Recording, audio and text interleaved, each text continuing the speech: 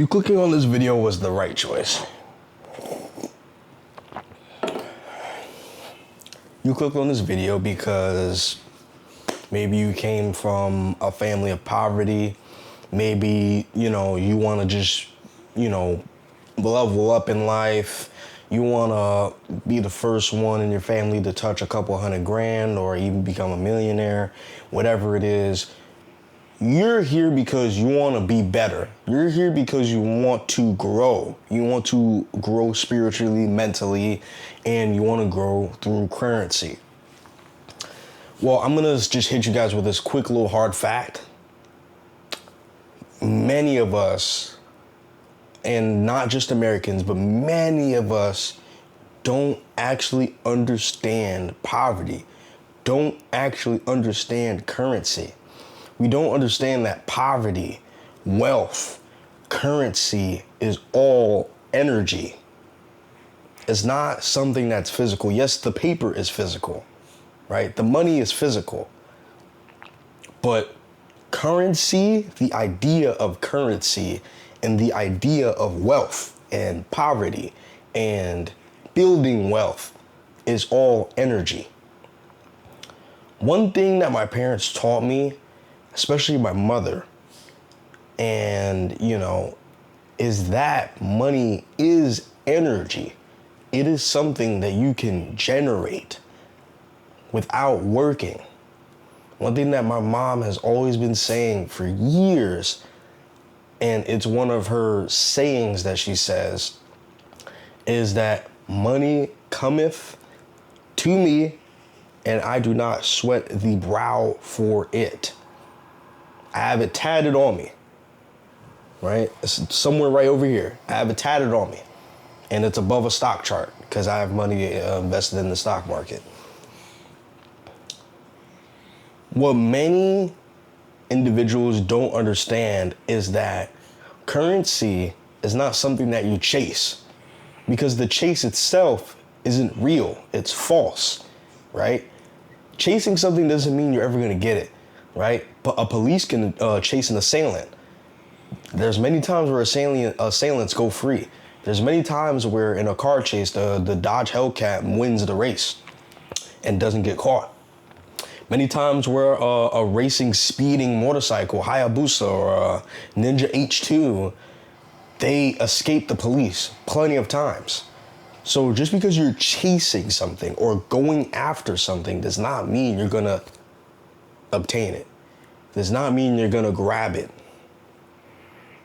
So we need to get it out of our mind to chase the bag and hustle culture and blah, blah, blah, blah, blah, because in all actuality, you're going to fall flat on your face and you're going to fail miserably until you understand and fully comprehend that money, currency, success, prosperity is energy.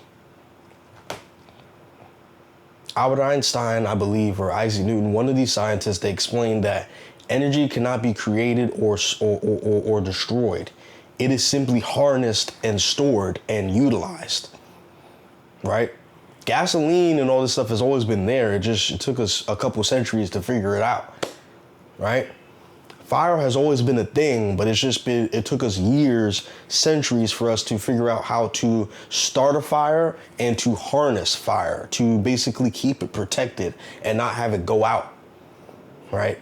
We later found out that oxygen helps a fire grow and it helps it keep it alive. We found out ways to take it out, right? Energy cannot be created or destroyed. It is simply stored, harnessed, and utilized and moved. It's just like creativity. Creativity is an energy. Once we understand this, we can finally properly learn how to generate currency. People don't realize that your words, your tongue is a sword and it is a weapon given to us by God, our Creator, to speak over things. We can speak over things in a good way. We can speak things in a negative way, right? Because it states in Proverbs that life and death is held within the tongue, within our mouths. which is why you should be very careful on the words that you speak to yourself. Prime example. Man, things are always just hard for me. I always have to work for things.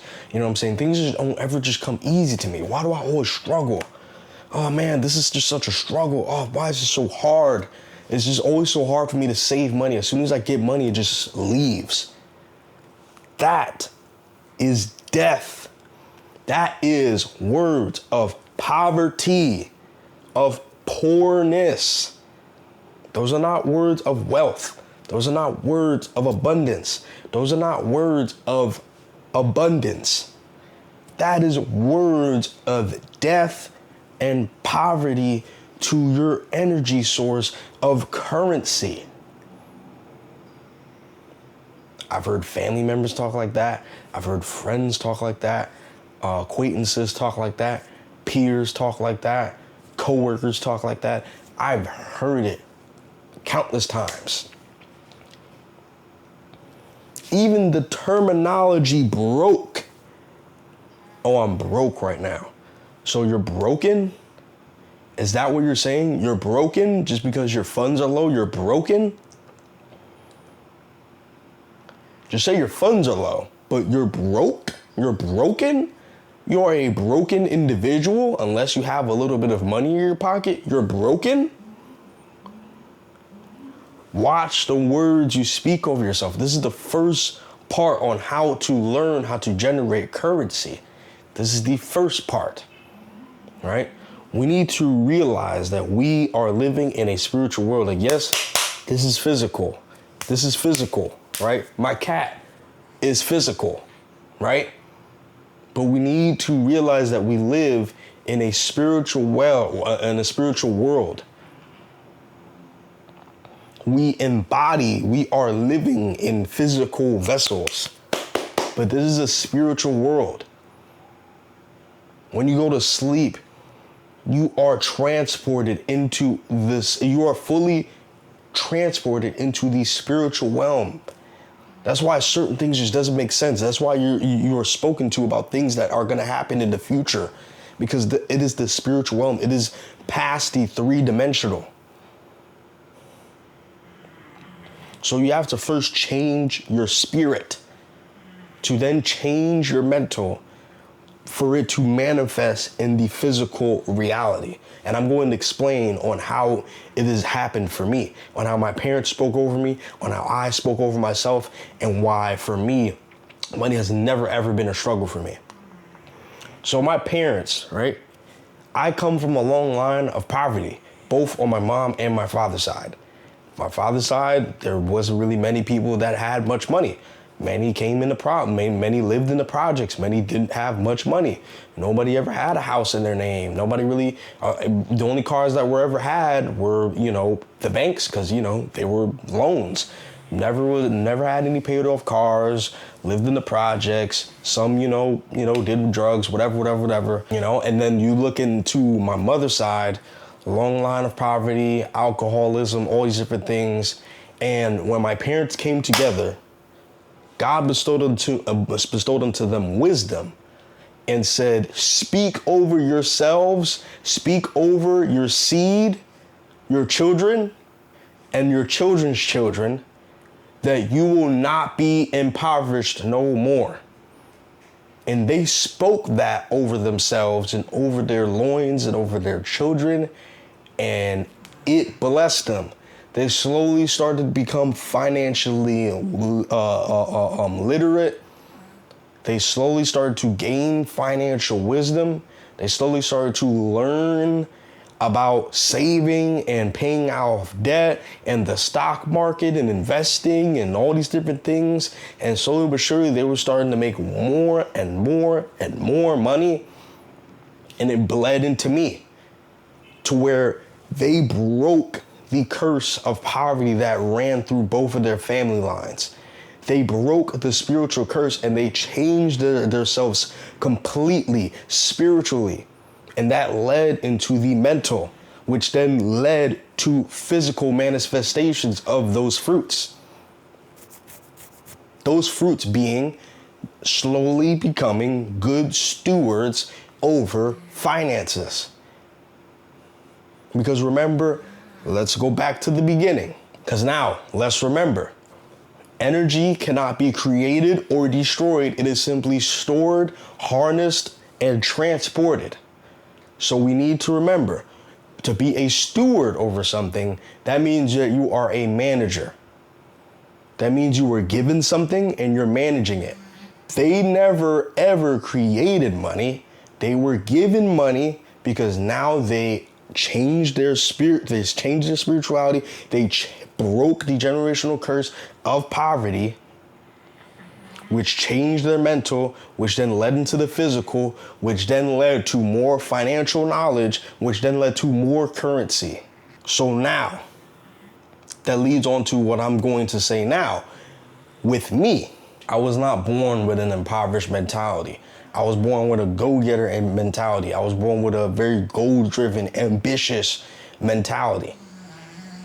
So spiritually, I was blessed because they broke the generational curse of poverty, which in essence passed down to me spiritually, which then, of course, it affected my mental, which then showed in the fruits in my physical reality, where every single job, every single side hustle I ever had, I made more and more and more and more and more money every single time, every single step up, from reselling shoes to moving couches and furnitures, to becoming an Uber Eats driver, to becoming to then becoming a home health aide, to then becoming a security guard at a front desk concierge, to then the next step and then the next step, right?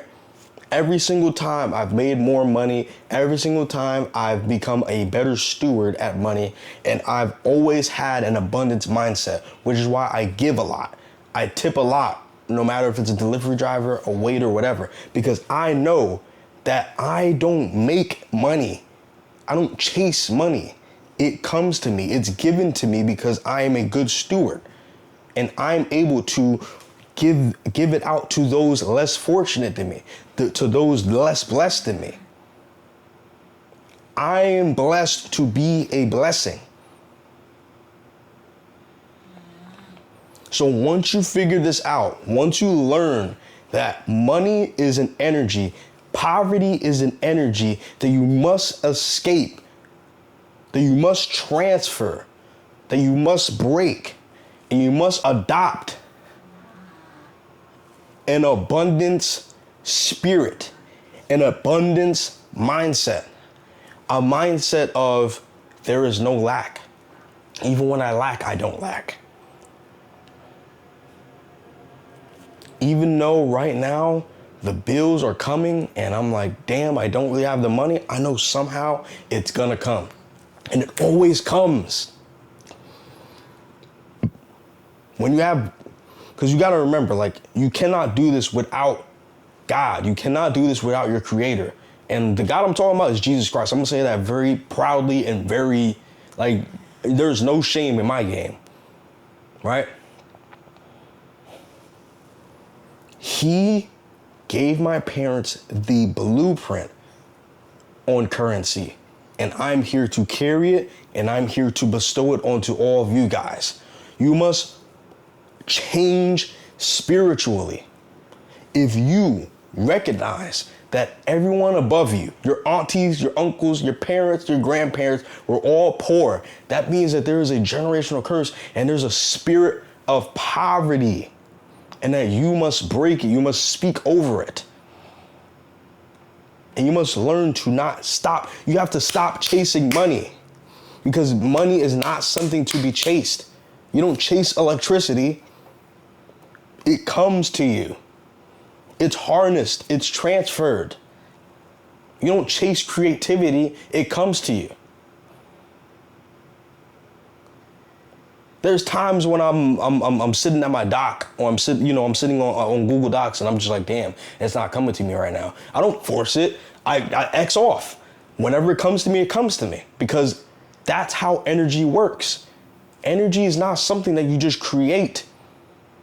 It is something that comes to you, that's bestowed onto you by God.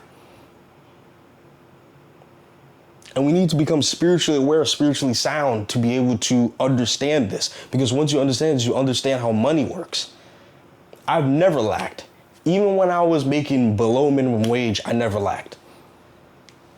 Now, yes, were there times of where I was like, damn, things are getting a little hard? Absolutely. But there was never times where I was like, no, like that. There were never times where I ever thought that, like, oh, damn, like things are getting real. Like, I don't think I'm going to be able to handle it. No. Because I never had lack. There was always a mindset, a movement of abundance. I never hoard. Even some of my biggest financial months, I'm not hoarding. I'm not just like saving all my money. I'm out here, you know what I'm saying? I'm taking my parents out. Took my brother out to a nice Yankee game and stuff like that. You know, we've never done something like that before. I'm giving tips and all these different things. And I'm not doing this to flex. I'm doing this to show you that you have to change your mindset on what money is. Because once you change your mindset on what money is, it'll change your financial reality. Like, for example, people think Jesus was poor. Jesus was not poor.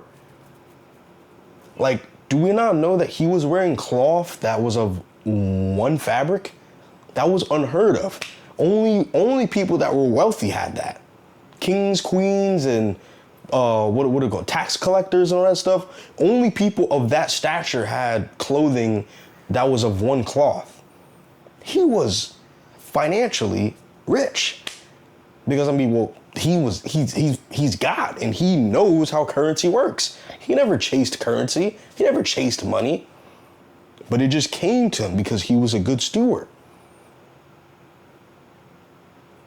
If you look at some of the wisest, some of the richest men in the Bible,